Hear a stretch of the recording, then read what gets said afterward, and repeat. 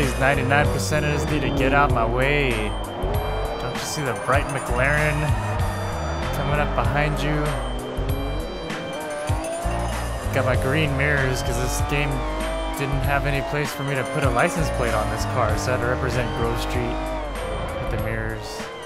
Hey, it's the Grove Street Gambler. Tonight we're talking about track days. This is Rivals mode, track days on the Nurburgring Nordschleife. And I'm trying to get clean laps on this, which is a challenge that's pretty much strictly for the masochists because it's pretty much impossible. It's very difficult. So for this I'm choosing the McLaren F1 for its lightweight and extreme power, which gives it a lot of great acceleration to squirt past these slow cars on the track. And I added the front and rear wings to add, and I set them for maximum downforce, even though it would kill me a little bit on the straightaways on top speed and all that. And there's a lot of high speed sections on this track. I figured, you know, you might need to dodge some cars at 170 miles an hour, so I opted to just have extra control instead of having a few more mph on the top end there. So here we are. As you can see, it's a standing start. This McLaren, the central driving position is awesome. You can just see everything, and you get a really good sense of like how close you are. And this is actually a pretty small car, which is good because this track is very narrow and it's very fast. And these dual rear view mirrors are awesome. You can just see everything. This is just a fun car to drive in this game. As you can see, I'm getting a little dangerous here, but it's the beginning of the lap, so if I take it a little recklessly, it's okay because I can just restart. And as you notice, this was a standing start. I mean, sometimes I would do the flying start, you know, going all the way around the track, but it just takes too long.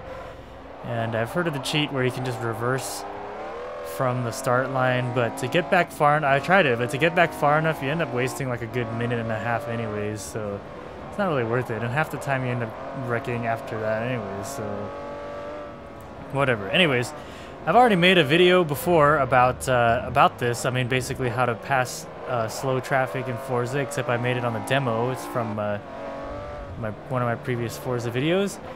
And so the theory is pretty much the same here, and that is that if you notice, these computer-controlled cars are very predictable, at least in the turns.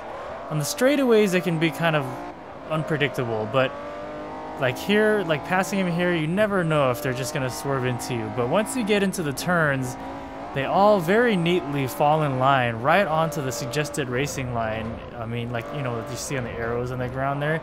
So you see all these cars that are up ahead of me are gonna all be driving right on where that line is, or where it would be if I was going fast enough for it to show it. And that's important to know because basically, you need to avoid the other cars, so to do that, just stay away from there. So here's an example right now of how the cars can be a little unpredictable on the straights, especially when they're trying to pass each other. You never know if they're gonna go left or right. I almost fell off the track right there. So in general, it's preferable, if you can help it, to pass in the turns, because here you'll see these cars just all get right in line, right on that line, the suggested line, so I just stay off of it. And the way that I do this is I look far ahead at the next car that I'm coming up on, and I try to figure out what part of the turn am I going to be in when I overtake them. Is it going to be in the beginning of the turn, into the entrance? Is it going to be in the middle of the turn at the apex? Or is it going to be at the exit of the turn? And then I plan ahead so that when I get to that part of the turn, I'll be on the opposite side of the track that they're going to be on, because they always line up. Look how neatly they line up there like that whenever we're in the turns. So they take the inside, I take the outside. They take the inside, I take the... Okay, that time they shut the door on me. Freaking SUVs. But that's basically the theory right there. In general, you're gonna want to be a little bit more conservative because it's such a long lap. You don't want to just accidentally hit somebody. And so what that generally means is that you don't want to dive in on the inside at the entrance of a turn to try to squeeze in between one of the other cars and the apex of the turn, because basically you're going to end up hitting stuff or falling off the track. So in general, you want to pass cars either in the middle of the track, so when they're on the apex on the inside of the turn, you take the outside, or you want to pass them at the exit, which means you're going to apex really late and then cut into the inside and pass them on the inside, which you can easily do because your car completely outclasses all of these other people out there, which, I mean, we shouldn't make fun of them. They're just fellow track day enthusiasts. They've paid their 20 euros or whatever it is to come and drive on the Nurburgring, which anybody can do that. Did you know that? Yeah.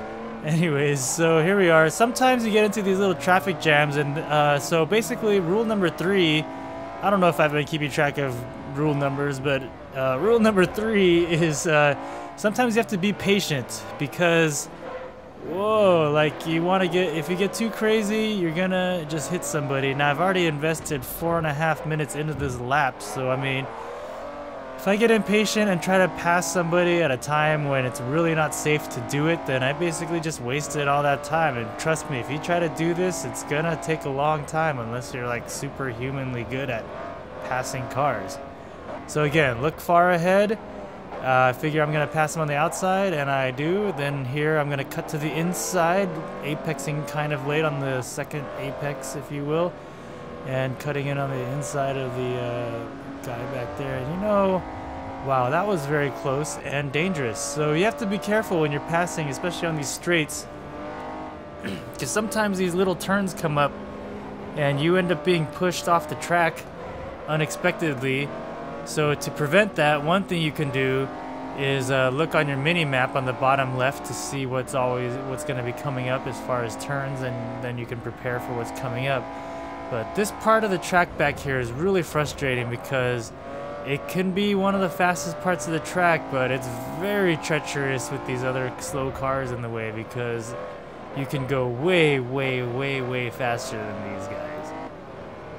So when traffic bunches up like this, it's pretty much best to wait for a turn, and then you'll be able to pass multiple cars at once instead of trying to, you know, just pass each one as you come up to them. Try to plan, you know, ahead a little bit, so when you get to a group of cars like this, it's a lot easier to just wait for a turn because, again, their behavior in the turns is much more predictable than they are in the straights. In the straights, when you come into bunches of cars, sometimes they try to pass each other. You don't know if they're going to go left or right. On these banked sections, I pretty much just never take the banking because there's pretty much always going to be a computer car down there. And that's one of those things about this game type that a lot of people get frustrated with is, like, you know, they just keep wanting to think that they're doing this like a regular hot lap, you know, just trying to drive as fast as they can, but and then they get frustrated because these slow cars are always in their way. But I think that's just kind of approaching this the wrong way. This isn't a regular hot lap, this is a track day event. So, you know, there are these other guys in slow cars in front of you, and so you just have to treat it as sort of like a completely different event. I like to think of it as sort of being like an autocross, except instead of cones, you have these other cars and they move. And you have to avoid them and try to set the fastest lap you can while avoiding these moving cones, except they look like cars. And so that's a totally different game than just being on the track all by yourself and trying to go as fast as you can. This is a little bit different kind of a skill. It tests, you know, your ability to react to uncertain situations. And see there, I braked really hard. Sometimes you're gonna have to do that. You gotta swallow your pride and remember it's not a hot lap. You're just trying to set a clean lap, and that, trust me, in and of itself on this is a huge challenge. Here, this actually isn't my first clean lap I've done on this track, on this event, but all my other ones were over 10 minutes, and I didn't really think that was very impressive, so I thought I'd set my own personal challenge to try to set a lap under 10 minutes and make it clean. So I chose that's how I chose my rival, by the way, is I chose the slowest guy that was just under 10 minutes. just so that I would know what my pace would be. And, you know, for the most part, I don't have a hard time competing. They're in like a Honda or a Mazda or something, and I have my $1 million McLaren F1. So this brings me pretty much to the fourth point, which is you really need to get lucky because this track is just so long. And watch this. Holy crap! Oh my gosh. I don't know how that didn't count as going off the track. This replay is just insane. Look at how I don't know how or why, but for some reason I got lucky and I did not fall off the track. I already had, what, 8.5+ minutes into this thing invested. That would have been really sad, and I wish I had a camera pointed at me right at that moment so I could just see my face going, holy crap, while that was happening, because that pretty much is exactly what happened. So anyways, we're coming up to the second bank turn here, and once again, I don't take the banking. And this always kind of gives me a little sigh of relief because it tells me that the end of the lap is coming, and this big sweeping right-hand turn here is the last turn.